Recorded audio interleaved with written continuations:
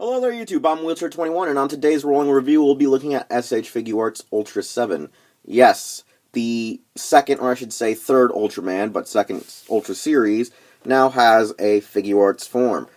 And the original Ultra Act was still a really good figure. The second version of the Ultra Act was way superb, but now since we got it as a Figuart, I'm pretty sure this is going to be even better thus far. The box art is pretty awesome, but it does throw you off a little that the actual character profile is thrown somewhat towards the center of the box, or more towards the left of the box, rather than the basic right-hand side. You have the figure still, yet again, next to the actual logo, and on the back you have the various ways one can actually pose said figure or display it with your effects like the wide shot, the Emerium Ray, as well as your Slugger. So, right there, you got nice box art, and then inside we have our figure and all of his accessories.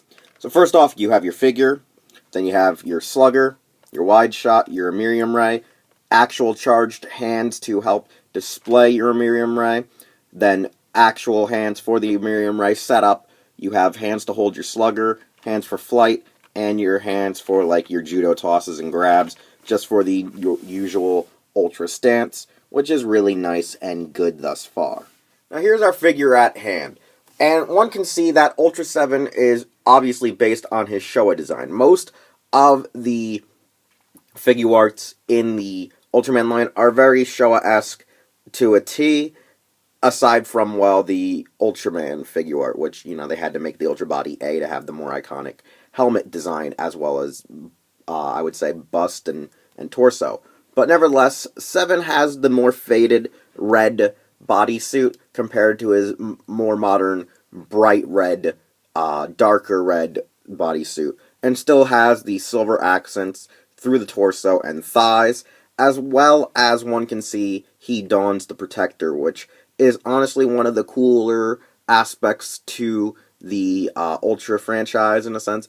Some of the Ultras that actually have the protector, it allows them to fight longer and convert energy and sunlight to allow them to just have almost an unlimited amount of time when fighting, as well as compared to the color timer, Seven has a beam lantern which is up in his forehead. One can also see his head sculpt is very Trojan-esque, and I think at times it complements this almost like Mayan body plating design, as some people kind of refer the protector to a Mayan-like wardrobe, or a very South American-like garment used by, you know, the natives. And honestly, it's really splendid. I think they complement each other quite well as his Slugger easily just pops right off, and sometimes it can be a nuisance because it just doesn't want to stay in place. The wide range of articulation is pretty good, and he has very sturdy hips. Honestly, right now, his hips are really tight, and so are his thighs. Like, these are some of the tightest joints. His knees, quite tight. His toes are the loosest. However, the ankle joints are quite solid. I would just say, like I said before, the toes will probably cause a lot of balancing issues just due to how smooth they move. His torso seems to be even tighter than his hips and knees, and so do his arms. Actually, his arms glide a little bit better and are a little bit more looser than all of his other limbs, due to the fact that I probably have just played a bit more with the arms thus far, having gotten it out of its packaging. And honestly, I like how the shoulders work. They have like these weird hinge joints that hide under the actual torso, as well as under the protectors, which allows one to easily pull them out, and it doesn't let you see directly inside the, I guess, mold and sculpt, which is kind of different than a lot of the other Figuarts we've had in the past, whether it be Kamen Rider, whether it be Sentai, anime. You normally can see into the actual mold itself, which is very different and unique to this mold, I think, thus far. If there's any other molds I've forgotten about, just leave that in the comments below. But honestly, very well engineered for once on how the shoulders really do work, as well as his back and neck are easily able to be posed. However, due to this back design here on the back of his neck, it does make it a little hard to get the neck just accurately posed. As well as, for some reason, it's crooked. I don't know why it's crooked, nor do I really care, since I can at least get it to be somewhat straightened. I don't know what's causing it. I think it's just the way of the actual ball joint itself and how they molded the necks. And like I said, the Slugger does come off real quick and easily. Now, comparing the head Slugger to the Slugger it comes with to be thrown and used, this one is a bit more pronounced and wider in its bladed area. Like, it just has a little bit more to it, and this one is a little bit more slim and slender. They're almost identical, but the difference between the one in my right hand and the one on my left hand is that this one has just ever so lightly been shaven down just a bit more, most likely to be able to be held in the actual optional hands, whereas this one here is just a little bit more broader. Like, they are so, in a sense, identical that I'm pretty sure both fit his head easily. However, like I said, one is just shaven down a little bit more, and actually this one barely just fits, just due to how much they just shaved it down just by a bit. Now, I do think that this one holds a little bit better in his head more in this area to regards, but down here and here, like I said, it's just a little smaller, but it might be better to plop in, lock into place. I don't know why, but yeah, this area seems to be fatter, this area seems to be smaller. Then there's your wide shot, which honestly has the nice grain effect to be like the Spatium-like rays, the M87 or the M78 rays that they use for all the Ultra series. His is a little bit more broader and wider. I mean, that's the fact why it's called the wide shot. I mean, it's a very generic name, but it makes sense. His is bigger, it's broader, and can get more of a surface area pretty much due to how wide it goes. I do like I say, I do love the rain effect, the grain effect that these rays have, and these blast effects. They're always some of the best, I think, in the effect pieces. And then the Emerium Ray is a two-piece, plugs easily into the hands up here, and it's a nice electrical bolt.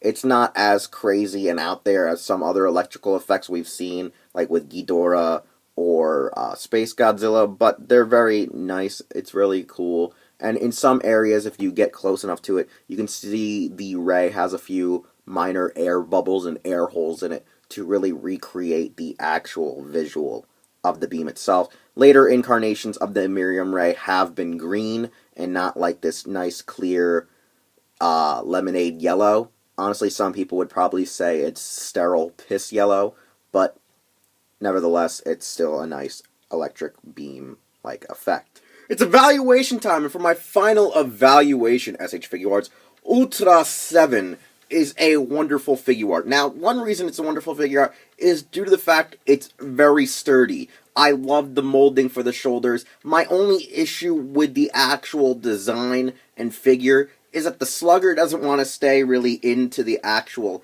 head, and the neck itself is kind of mismolded, so it's always kind of slanted or cockeyed. I'm probably going to have to like pop it off and pop it back into place and try to see what I can do to fix that issue. There are probably several others on the internet that have reviewed this figure that have the issue that I'm having right now, mostly with the neck rather than the Slugger.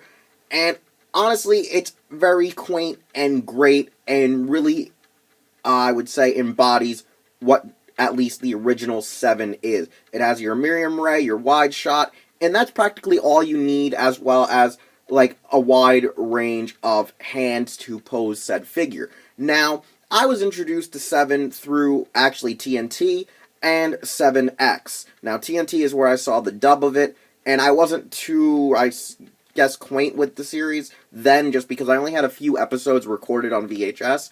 And like I said, 7X, which was amazing. Then I saw the actual like subs for it, and I bought the official release on Shout Factory. And I can see why, even in Japan, 7 is defined as one of the great Ultra series of them all. Like, 7 is super like popular in Japan. He's super popular internationally, and he's like just one of the top tier Ultras. Not just because he's actually in the Ultra Brothers, but because his series is really good. It's really defined by what the stories and the episodes talk about and try to approach. And that's why I think this figure is going to be a high-end collectible, due to the fact that, one, it's very popular, two, it's an elegant mold and really well sculpted, and three, it's just so simple, they couldn't really get this release wrong. And I think that's why I'm really drawn to this figure. It's about, I think, 3,600 to 5,000 yen, and I think that if anyone has the opportunity to get this Figuart, to get it. Now, if you already have the Ultra Act of it, I would say either trade it in and upgrade it to the Ultra Act version 2.0 or this Figuart. This one or the Ultra Act 2.0 is good, and it doesn't matter even if you have both. It just shows your love for 7. And honestly, I could see that when 0 is finally made in the future, it's also going to be just as elegant as his father is. And like I said, even if they are to make a 7X, I will surely want to get that in the near future if they announce it. But overall, like I said, you can get this, you can enjoy it, you can display it in box, out of box, it doesn't really frickin' matter. There's no real fatal flaw to this figure. There isn't. There truly frickin' isn't. And you can find it at places like Ami Ami, Hobby Link Japan, and CS Toys. Nevertheless, I'm Wheelchair21, and I'm just in love with this figure. You can follow me here on YouTube by subscribing and putting a like on this video. You can follow me on Facebook and Twitter. Instagram is Taja_Doyle, whereas everything else is Wheelchair21. And check out all the stuff I have for you at Hero Club and Hero Taku, and I'll see you all next time.